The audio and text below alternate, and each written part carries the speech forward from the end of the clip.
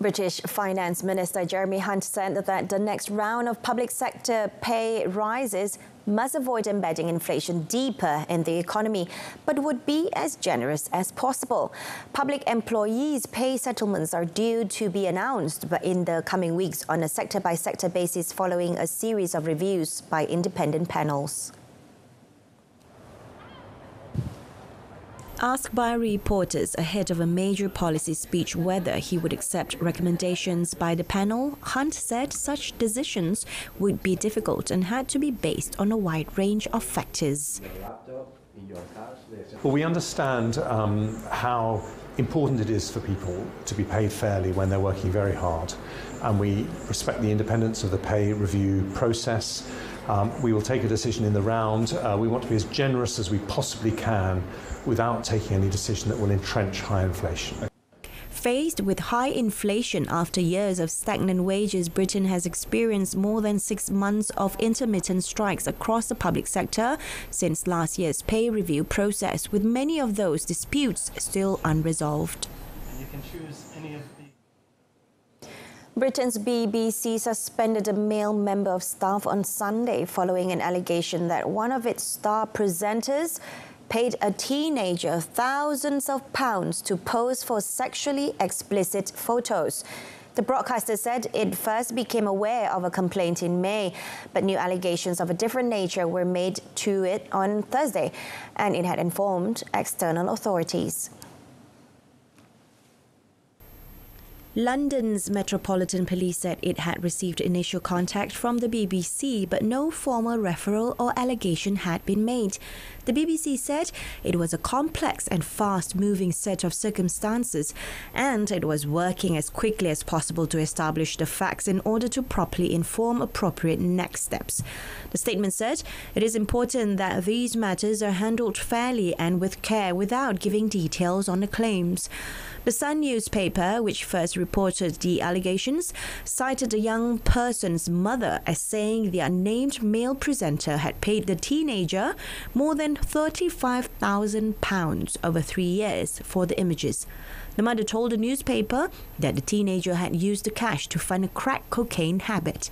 The BBC, which is funded by a license fee paid by every TV-watching household, said it takes any allegation seriously and had robust internal processes in place to proactively deal with such allegations. Spain's Coast Guard on Monday said it has rescued 86 migrants from sub-Saharan Africa from a boat near the Canary Islands that had been spotted earlier in the day by a rescue plane. The Salvamento Marítimo Coast Guard Service said they had found the boat with 6 females and 80 males on board.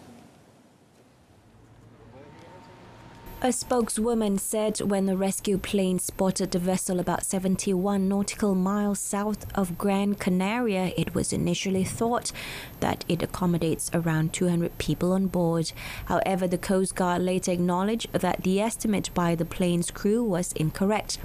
Those rescued were then taken to Arguin port on Gran Canaria. However, the situation remains confusing, and the spokeswoman said she was not able to say whether there was another boat adrift in the same area with 200 people on board. Helena Maleno, head of Spanish NGO Caminando Fronteras, which helps migrant boats in distress, said that a vessel had left the southern Senegalese town of Kafountine on 27 June with approximately 200 people on board. She said there are 2 other boats missing after leaving Bao in Senegal, one carrying between 50 and 60 people and the other 65 people. A volcanic eruption started on Monday around 30 kilometers from Iceland's capital, Reykjavik, marking the 3rd time in 2 years that lava has gushed out in the area. Thousands of small earthquakes have been recorded in the area in the week leading up to the eruption, signaling that magma below the ground was moving and an eruption was imminent. The Icelandic authorities has advised the public against going to the site before they have assessed the situation. The magma broke through the ground at around 4:40 p.m. local time, just a few kilometers from two previous eruptions in the last 2 years. The first was on 19th March 2021 in the Geldingadalur Valley and lasted 6 months. And the second occurred on 3rd August 2022 in the Maradali Valley, lasting 3 weeks. Prior to the 2021 eruption, the region had remained dormant for 8 centuries, but volcanologists believe the new cycle of increased activity could last several years. The effusive eruptions that have occurred in this area so far have not been very dangerous, nor have they had any impact on air traffic. Iceland has 33 volcanic systems currently considered active, the highest number in Europe, with an average of eruption every 5 years.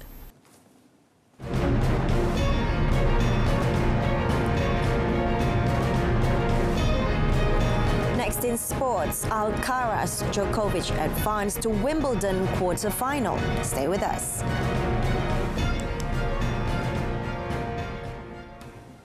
Top seed Carlos Alcaraz roared into the Wimbledon quarter-finals with a formidable display of firepower to down big serving Italian dark horse Matteo Berrettini yesterday.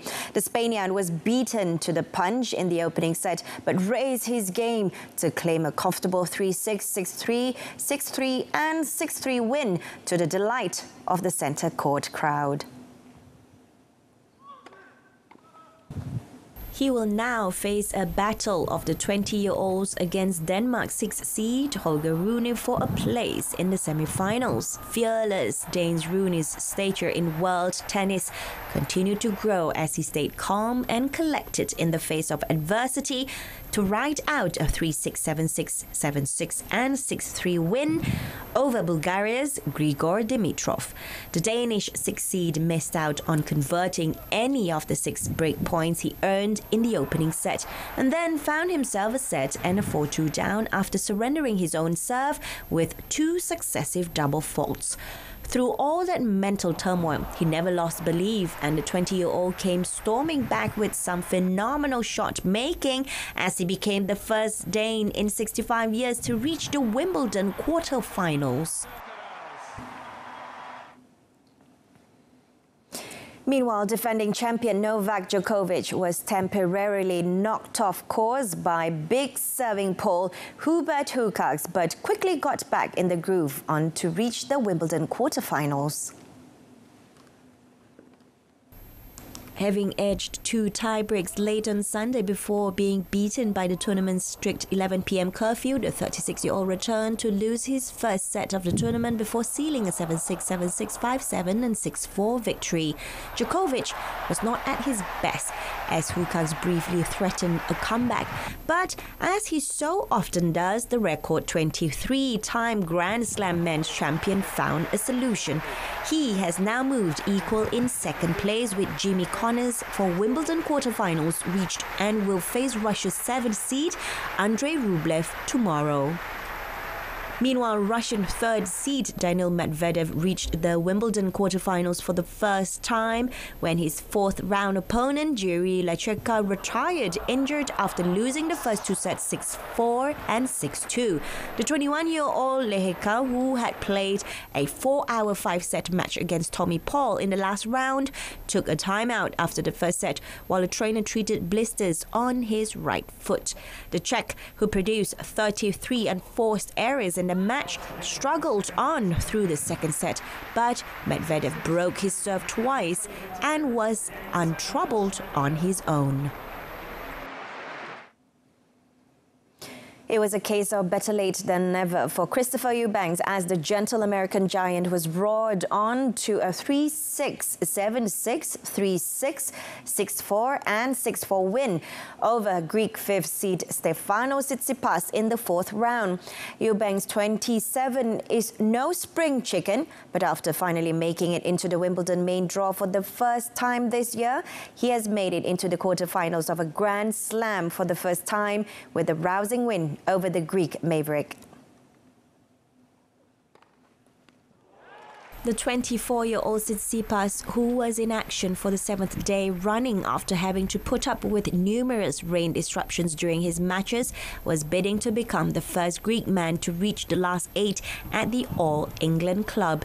He played his part in the highly entertaining encounter, often picking himself up off the ground to hit a winning shot.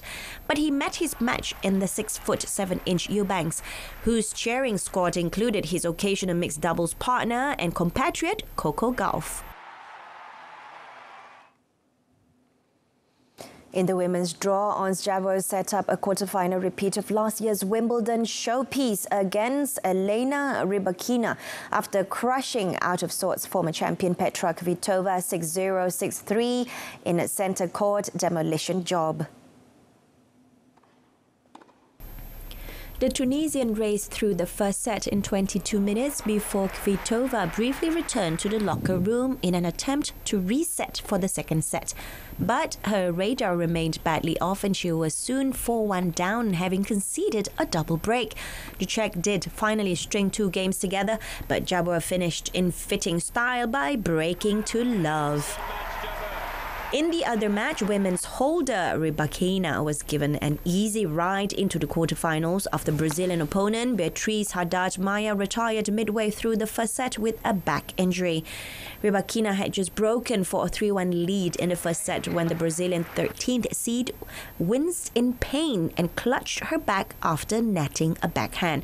She cheerfully went through the motions for one more game, clutching her back after every point before shaking her head to confirm that she could no longer continue.